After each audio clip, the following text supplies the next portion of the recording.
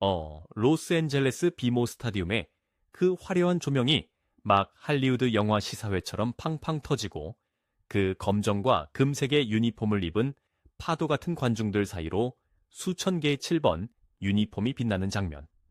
네, 아마 최근에 많이들 보셨을 겁니다. 맞아요.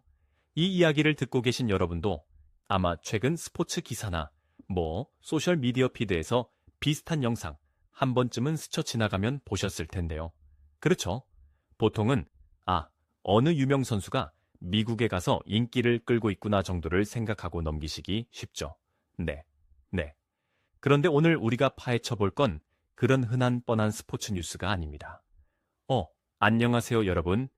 정보의 홍수 속에서 진짜 중요한 자본과 트렌드의 맥락만을 짚어보는 심층 탐구 시간에 오신 것을 환영합니다.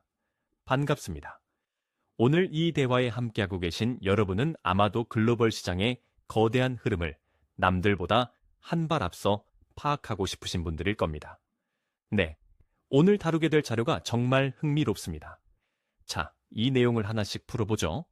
지금 이 순간 그 스타디움 잔디 위에서 폭발하고 있는 건 단순한 90분짜리 축구 경기가 아니거든요. 네, 경기장이 아니라 사실은 6억 달러, 그러니까 우리 돈으로 약 800조 원에 달하는 거대한 글로벌 스포츠 경제 생태계 그 자체가 요동치고 있는 현장입니다. 800조 원, 정말 어마어마한 숫자잖아요. 오늘 이 심층 탐구의 핵심 자료인 글로벌 스포츠 산업 분선 문을 보면 우리의 미션이 아주 명확해집니다. 네, 단 한 면의 슈퍼스타, 바로 손흥민이라는 인물이 어떻게 아시아, 유럽, 그리고 미국이라는 세계의 거대 대륙을 연결하고 있는지 해독하는 것이죠. 맞습니다. 사실 미국 스포츠 시장이라고 하면 약간 철옹성 같은 느낌이 있잖아요. 거대한 왕국들이 버티고 있죠. 그렇죠. NFL, 미식 축구, NBA 농구, 메이저리그 야구, 이런 종목들이 나라 전체 자본이랑 사람들의 시선을 완전히 싹쓸이해 왔단 말이죠. 네, 그 옆에서 미국 프로축구, 즉 MLS는 아주 오랜 기간 동안 언젠가는 성장할 잠재력 있는 시장 딱 그 정도로만 묘사되어 왔습니다. 네, 최첨단 경기장을 새로 짓고 전술을 막 발전시킨다고 해서 그 굳건했던 판이 단숨에 바뀌진 않았어요. 그런데 지금 전술이나 인프라가 아니라 단 한 명의 슈퍼스타 효과 때문에 이 구도가 뿌리치 흔들리고 있습니다. 여기서 우리가 짚고 넘어가야 할 매력적인 부분은 리오넬 메시가 마이애미에 오면서 만들어낸 충격파와 손흥민의 힘이 어떻게 다른가 하는 정입니다. 맞아요. 메시 효과도 장난이 아니었잖아요. 티켓 가격이 막 몇십 배씩 뛰고 애플TV 구독자도 폭발적으로 늘었죠. 생태의 최상이 포식제 등장이었습니다. 하지만 이번 자료를 깊이 들여다보면 손흥민이 만들어내는 파급력은 메시의 그것과는 결이 완전히 다릅니다. 결이 다르다. 사실 저도 자료 읽으면서 그 부분이 제일 신선했거든요. 메시는 기본적으로 북미하고 라틴 아메리카를 묶었잖아요. 네, 이미 언어나 문화적으로 끈끈한 유대감이 있는 두 대륙이었죠. 그런데 손흥민 선수는 전혀 다른 아주 이질적인 세계의 거대 시장을 잇고 있어요. 정확합니다. 20억 명에 달하는 아시아의 거대한 축구 팬덤, 그리고 그가 전성기를 보낸 유럽 축구 시장의 후광. 마지막으로 이제 막 폭발하려는 미국의 자본시장이죠. 네, 이 세 곳을 동시에 연결하는 유례없는 다리 효과를 하고 있다는 거잖아요. 맞습니다. 글로벌 브랜드들이 지금 이토록 기민하게 움직이는 이유가 바로 이 유례없는 연결성 때문입니다. 그래서 그 경제적 가치가 도대체 어느 정도인지 오늘 첫 번째 핵심 주제로 바로 들어가 보겠습니다. 자료를 보면 이걸 미디어 가치 사슬이라고 부르더라고요. 네, 미디어 밸류 체인. 이게 현대 비즈니스의 진짜 압권인 부분입니다.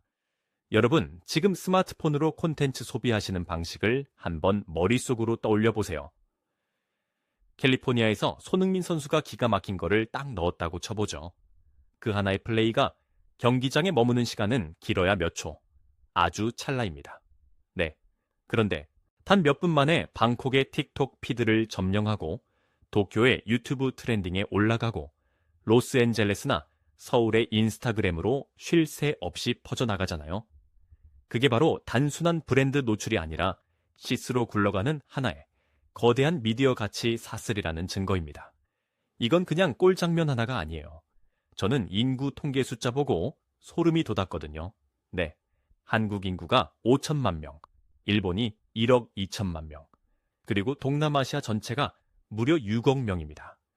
이 엄청난 숫자의 사람들이 이미 매주 유럽 축구를 챙겨보던 분들이라는 거잖아요.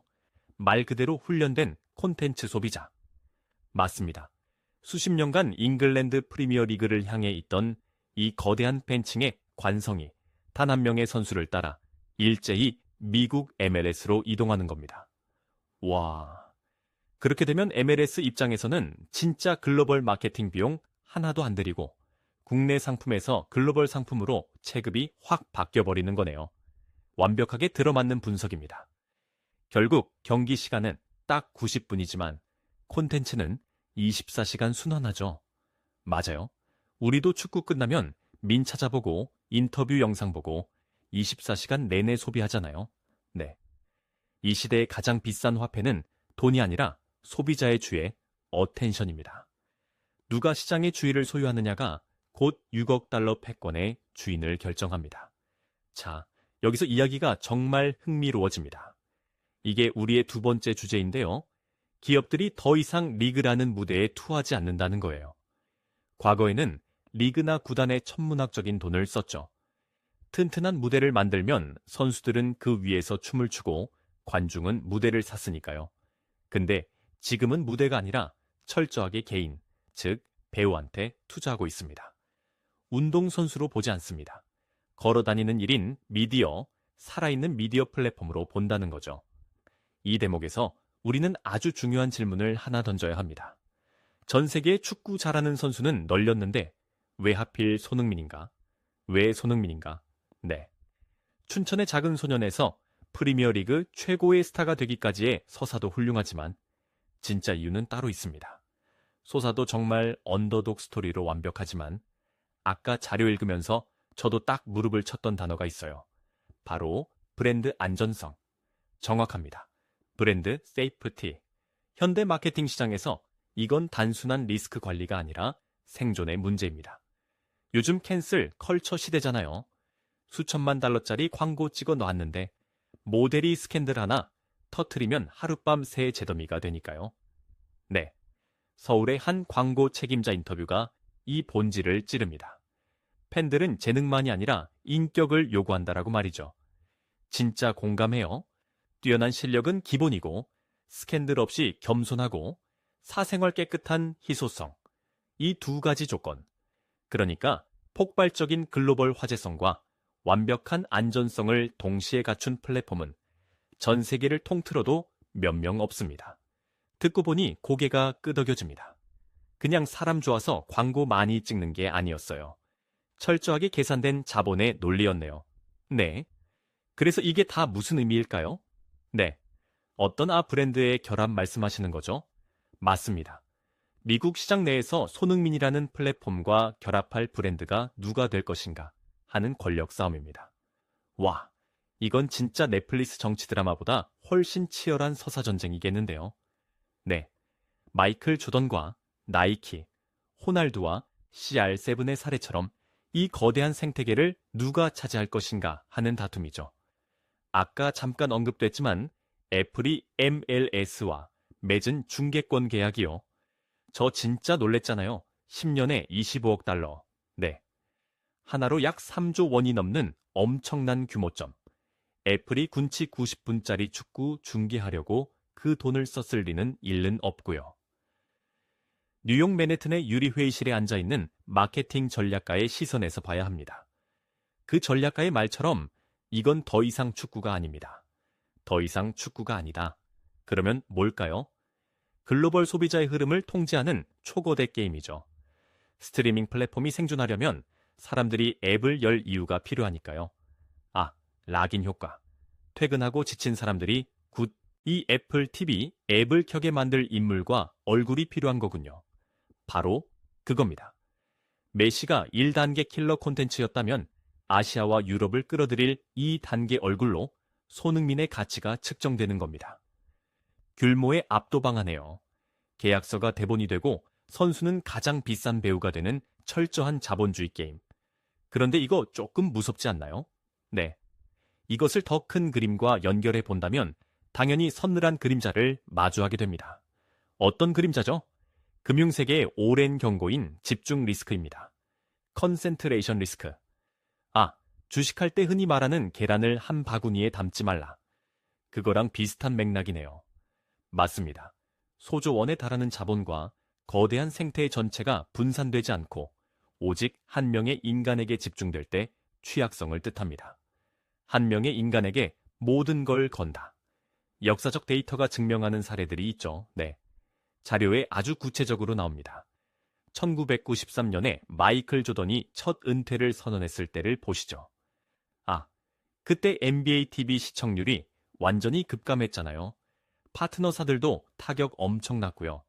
그리고 2005년 타이거 우주의 스캔들이 터졌을 때도 마찬가지였습니다.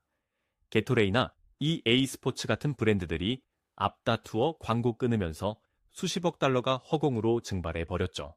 맞아요. 이 두 사례가 정확히 현재 상황에 대한 경고입니다. 하나의 바늘 위에 수십조 원짜리 유리성을 쌓아둔 셈이니까요. 와, 바늘 위에 유리성. 선수가 부상당하거나 폼이 갑자기 떨어지면 시스템 전체가 도미노처럼 무너지겠네요. 그렇기 때문에 근본적인 질문을 던지게 됩니다. 과연 기업들은 스포츠 자체에 투자하는 것인가? 아니면 한 사람에 투자하는 것인가? 청자 여러분도 한번 생각해 보시죠. 우리가 열공하는 스포츠의 기업들은 과연 무엇을 보고 투자하는 걸까요?